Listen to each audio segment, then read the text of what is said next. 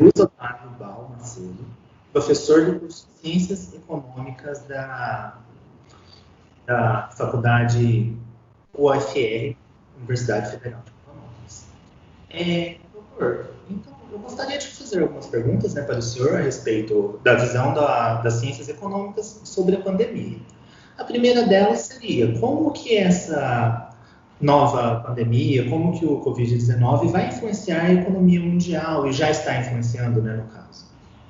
Bom, primeiro agradecer o convite aí dos discentes aí do curso de Medicina para tratar dessa questão da influência da pandemia para a economia mundial, brasileira e aqui da nossa região. Bom, a gente deve entender que essa pandemia, ela é considerada como um impacto, como uma perspectiva de impactos para a economia mundial muito elevada. Tá?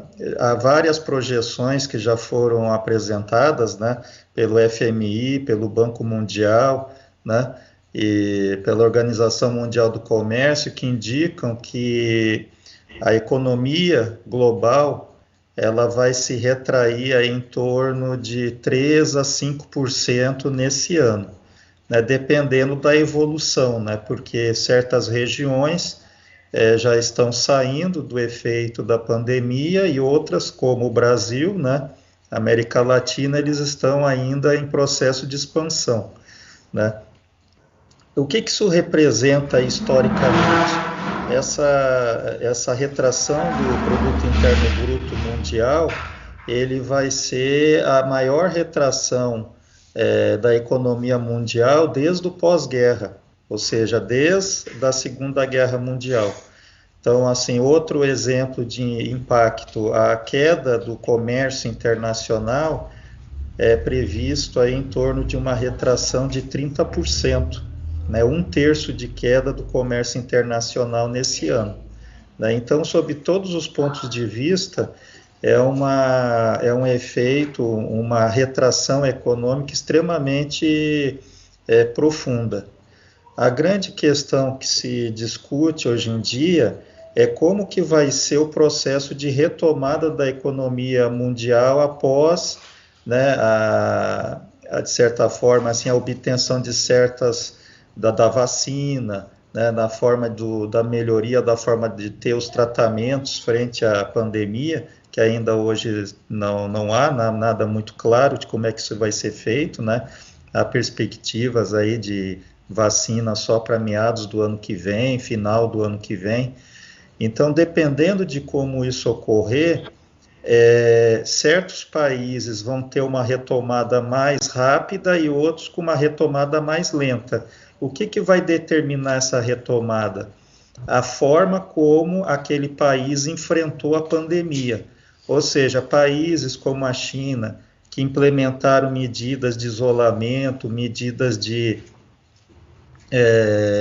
testagem na população, e outros países da Europa, como a Alemanha, eles tendem a ter uma retomada mais rápida. Países que apresentaram uma política mais liberal nesse sentido, de menor intervenção em termos de restrição ao isolamento social, a pandemia tende a se alastrar mais e o impacto econômico tende a ser mais pronunciado. O exemplo dos Estados Unidos e o nosso aqui no Brasil. Então, assim, de forma geral, a economia mundial vai sentir muito e os países que tiverem uma forma de lidar com esses impactos de saúde menos eficientes, menos eficazes, na minimização desse efeito sobre a saúde das suas populações, eles vão ter uma retomada mais lenta e, por consequência, uma retração econômica mais forte. Então... E pensando assim, em relação ao Brasil, em relação à nossa região, como vão ser esses impactos, como que isso vai se refletir para a economia brasileira? Então, o Brasil, infelizmente, ele está numa situação econômica que já vinha de um processo de estagnação, né? Então, o Brasil teve uma recessão profunda de 2015 e 2016, né? E a partir dos últimos 2, 3 anos, o Brasil tinha apresentado um crescimento bastante lento, na casa aí de 1% em média por ano. Então, essa pandemia pegou a situação econômica do Brasil com muita fragilidade. Então, também em termos econômicos, o caso do Brasil é um caso de uma economia que já estava com desemprego elevado, já estava com níveis de investimento produtivo baixo, já estava com a situação fiscal bastante fiscal no sentido das contas, né, do governo federal, dos governos estaduais e tudo mais, já numa situação de preocupação grande, né?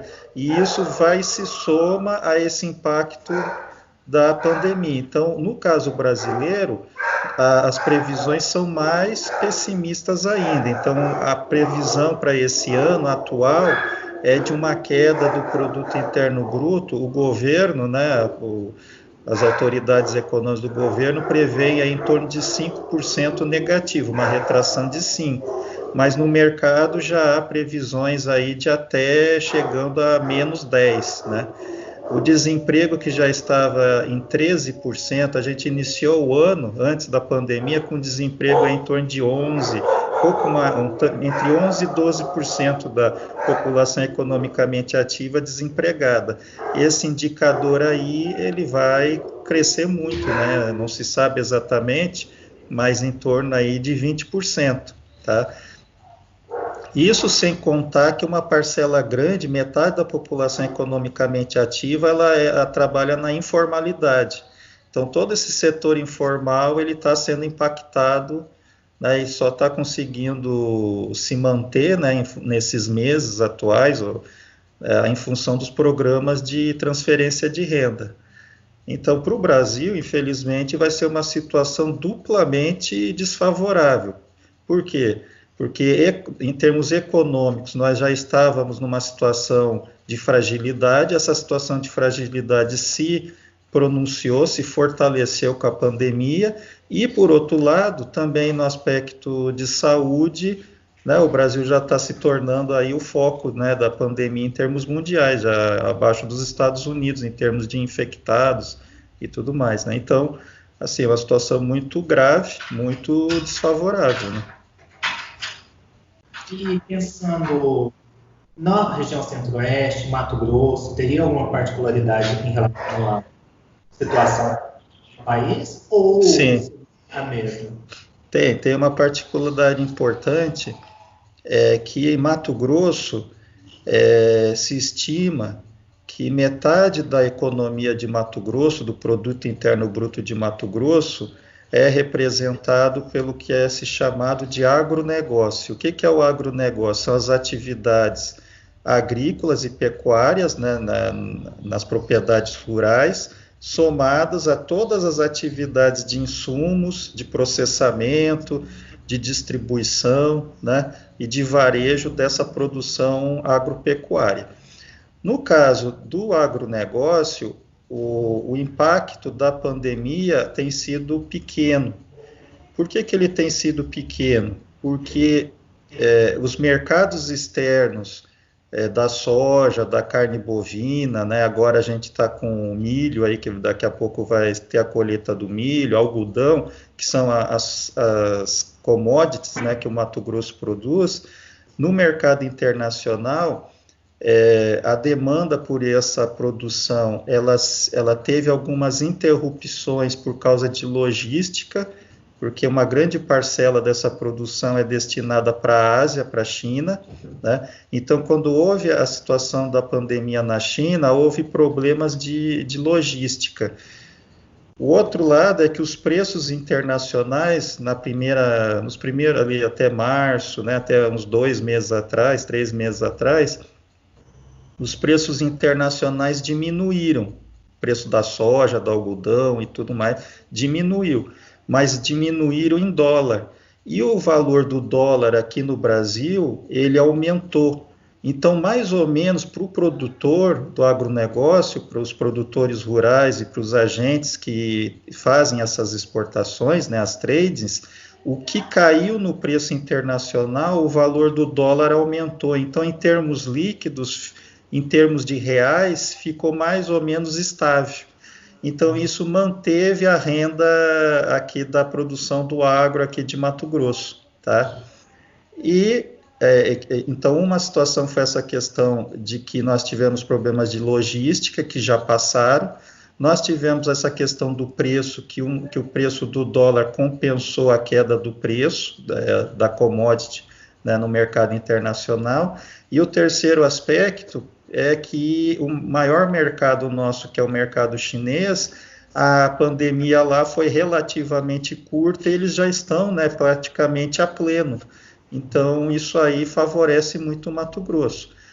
Agora, isso não quer dizer que não há impactos nos outros 50% da economia de Mato Grosso, que é o setor de serviços e o setor de comércio. Esses dois setores, eles estão sofrendo esses impactos, mas o nosso estado, principalmente, né, ele ainda não, apesar da pandemia já estar instalada aqui em Mato Grosso, ainda não há uma situação de isolamento social igual ao que ocorreu em outros estados do Brasil, né? Então, aí a questão a gente não consegue ainda projetar o impacto final, porque, de certa forma, parece que aqui em Mato Grosso e Mato Grosso do Sul, eles estão sendo os dois estados que a pandemia está demorando mais tempo para se alastrar, né? Então, tem duas situações: ou isso aí vai tender a se estabilizar e aqui não vai haver um alastramento maior desse surto pandêmico, aí a gente poderia pensar no seguinte cenário: Mato Grosso seria o último estado a sentir os efeitos econômicos da pandemia e seria o primeiro a sair, então teria um impacto pequeno. Agora, se o que ocorreu nos outros estados também ocorrer em Mato Grosso, assim como se Mato Grosso do Sul e Mato Grosso, aqui essa área do oeste do Brasil, eles simplesmente vão replicar o que está acontecendo, né, nos demais estados, né, do Nordeste, Manaus, né, São Paulo, Rio, aí a gente teria impactos mais desfavoráveis mais à frente, né? Então, é essa dúvida que se tem, né? Se ocorrer isso, a gente teria uma situação mais prejudicial para a nossa economia. A gente teria o agronegócio funcionando mais ou menos da mesma forma, mas a gente teria efeitos, né, para o setor de serviço e de comércio mais pronunciados.